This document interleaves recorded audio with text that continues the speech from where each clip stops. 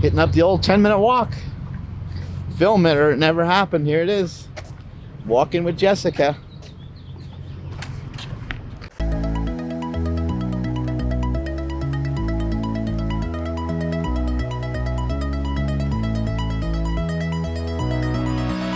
Jessica, why don't you tell these fine people about your nutrition that you've been messing with? You've been getting some help from our buddy John Heck, right? Yeah, just a little carb cycling. Different than anything I've ever done before. It's very specific to each meal within the time frame of the day. I have macros for every meal, and we only count the main macro for whatever it is. So if it's meat, it's just protein. As long as it's a lean source of meat, we don't count the fat. Carbs are just main sources of carbs. We don't count like the 3 grams of fat or the 1.5 gram of fat or whatever. And then same thing for fats. Unless it's eggs, then they count as both fat and protein for the day. So it's pretty just simple. Kind of a way of tracking stuff without like having to be too Anal. crazy about tracking. Do you still have to weigh stuff? Yeah, I'll still weigh my like protein, and I'll definitely weigh my like nut butter out at night because like so much easier to overeat than undereat that. That alone is a great tip. Anything that you want to eat that's like off plan, that might be something to track or to pay attention to. What if you were to say, oh, I can have 300 calories a day or 500 calories a day of whatever I want on training days or something like that? You could easily make room for that. Weighing everything and sometimes being too on top of it can kind of be a pain in the ass, and sometimes give people some maybe undue stress, anxiety, and maybe make the whole losing weight process a little bit tougher. So I've done the whole like count your macros stuff, and like sure, you have freedom to kind of eat what you want, but it's not the same. Like you become very OCD about it, and then you feel shitty about yourself if like maybe you just didn't plan that great for the day, but you're like, oh, it's fine because I can figure whatever out. But it's like you put it in and you're like, holy shit, I didn't realize it had that many calories in it or whatever else. So this is like really easy for me. I'm not like super OCD about it. I know what my eggs look like in the pan every morning, so I don't need to weigh it out every time.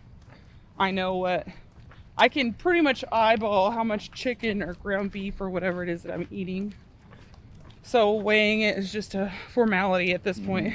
I just like to weigh this stuff that's easily over-consumed. Right. So nut butter is just one of those that I could easily eat more of. I am allowed to have it because all it is mashed up almonds or whatever, cashews, and nothing else in it. But another good tip might be to get foods that are like single serving foods, like an apple. Like I'm not talking about packaged stuff, but like an apple or a banana or an orange, an avocado, a potato, all these kind of natural foods. How many carbs are in a banana? I don't know, 30 or something, or yeah, it's about 30 for a medium banana. And an orange, there might be about 30, but then there's also 5 grams of fiber. It's kind of nice. You can see that right there. You don't have to really weigh it. Obviously, a potato can sometimes be gigantic, so you might have to be a little cautious of that. Maybe just cut it in half or something like that. But the main thing with weight loss, like the easiest thing to understand about weight loss, but the hardest thing to implement about weight loss is the same thing, is that your calories need to be accounted for in some way. I'm not a fan of counting calories, but they still count, and they're still accounted for when I eat them. I just don't weigh them. I just don't use a calculator, but I still pay attention to it. Yesterday, I ate more than normal. I ate kind of throughout the whole day. Ate a little bit more carbs. Had a burrito yesterday. His bidet got used a lot yesterday, is what he's saying. Bidet got used a lot. Trying to keep things clean. Want to keep it clean enough that you can see your own reflection in it. Ew. Hey now. One thing that I had a discussion with John before I even started to ensure that this is what I wanted to do, was he just had a conversation with me. He's like, Jess, you're going to be hungry And like, that's just something that you need to come to terms with if you want to make these goals. Hunger isn't inherently a bad thing. It can be if you let it become a monster. Like, for instance, Friday, I didn't plan as great with my food. I should have had my third meal before I left for home, and I didn't. I was starving when I got home, and I couldn't wait. I ended up like making a cookie or something. And like, granted, it was just a cookie, and I don't feel bad about it. Like, I just know that that wouldn't have happened had I just been a little more prepared. Then I was more apt to fight my cravings, if that makes sense. The longer I do it, the easier it is to fight my cravings, because I just know that I've done it before and I can do it again, if that makes sense. It's like you're just getting your reps in for your cravings. Like, sometimes I give in and sometimes I don't, but the trick, if I'm really hungry, as dumb as this sounds, you can go eat egg whites or a protein shake, or you could just sit there and own the hunger, because you're going to be hungry, and go to bed, or go for a walk, or drink a ton of water. That sounds so dumb, because when you're fucking hungry, all you're thinking about is food. Why would I want to go drink a shit ton of water? But it's like, you'll feel worse about it in the morning if you go and make it. You'll feel good in the morning about making the right decision.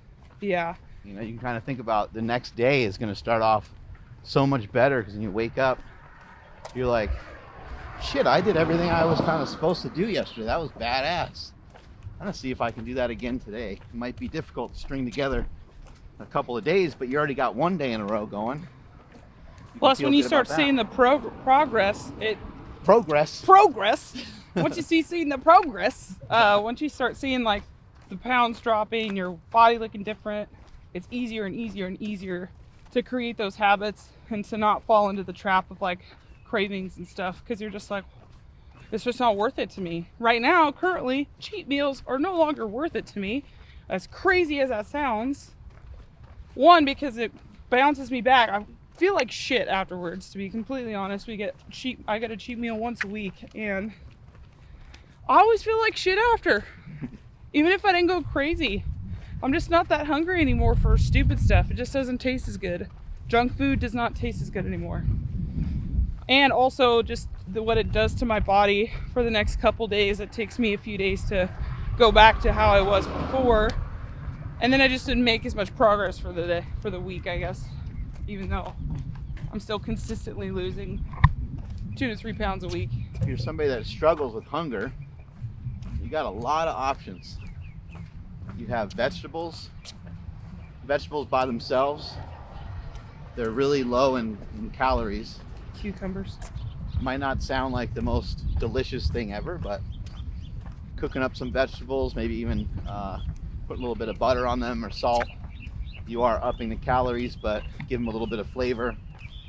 Sometimes just using like vinegar or balsamic vinegar. You can use pico in a salad with if you have chicken and avocado. You kind of feel like you don't really need like dressing on it necessarily. You end up with a lot more options than we think when you're dealing with hunger. If you eat protein on a consistent basis, that'll drive down your hunger tremendously. And I think a lot of people that are heavy, they feel so overwhelmed. They're like, I don't know anything about nutrition. I'm not sure what I'm supposed to do. This guy's saying don't eat carbs. This person's saying to count calories.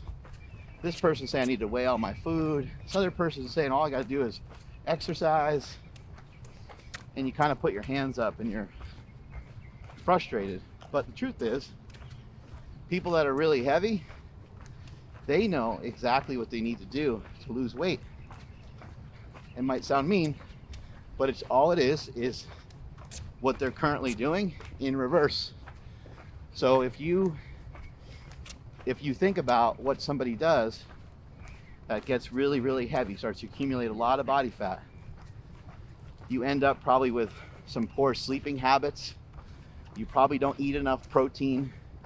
You don't drink enough water. You're unfortunately not active enough because you probably don't feel like moving, because you probably just don't feel that great about yourself. It's all these things that we can look at and we can say, be more reasonable if we started doing some of these things, but they're hard to gain momentum on. But what we're saying, what we're telling you, I think Jessica used to be how much heavier? 50 pounds, 60 pounds? Yeah, 60 pounds heavier. 60 pounds heavier. I used to be 100 pounds. 100 pounds heavier. And hunger and cravings is something I still battle every day. Multiple times a day. Multiple times a day, I still need to talk myself into making the correct decision. So you're the same, right? Mm-hmm. Every day, all day.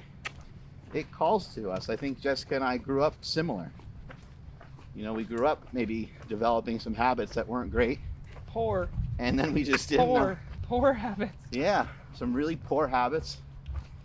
And we didn't know how to reverse our way out of them. But something like eating protein can really help you. And think about what protein is and think about the foods that you have available. You might be able to reasonably say, you know what, I kind of like chicken, I kind of like pork, I kind of like fish. I mean, there's something in there that you probably like. If you're a vegan or vegetarian, it might be more difficult to find sources of protein. But I think you can probably find some foods that you actually like.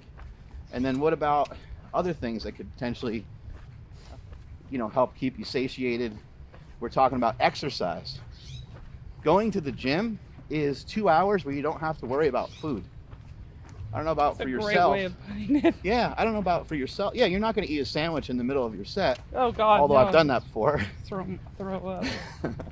Eating some Doritos in between your sets. Chalk your hands. Yeah, you might just recognize that as a spot in the day that's going to be pretty vacant of food. And on top of that, sometimes when you exercise, well, not even sometimes, most of the time when you exercise, it drives your hunger down a lot. Sometimes you get done with your workout, you were starving before you worked out. You do your workout and you almost kind of forget about it a little bit. And so just even exercise. And I don't think you need to go to the gym and kill it either. No, just try to get your butt in there. Resistance, just a little resistance. There was a guy by the name of James Clear. He wrote a book called Atomic Habits. And somebody that read his book said that they had this incremental progress that they did. They just went to the gym on day one. They just drove to the gym. Literally while they're listening to James Clear's book. They drove to the gym. They didn't even go in. Next day they came back and they went in the gym and they signed up. The next day they went back.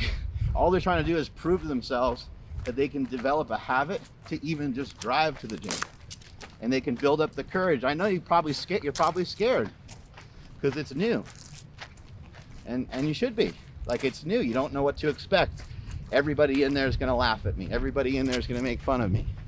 And you'll actually find the exact opposite. Most people in there, it'd be really rare. And if you did find someone that laughed at you and made fun of you, nearly everybody in the gym would want to beat the crap out of that person. Because people don't really actually act that way. Especially if you ask people for help. But just see if you can start to build some incremental habits.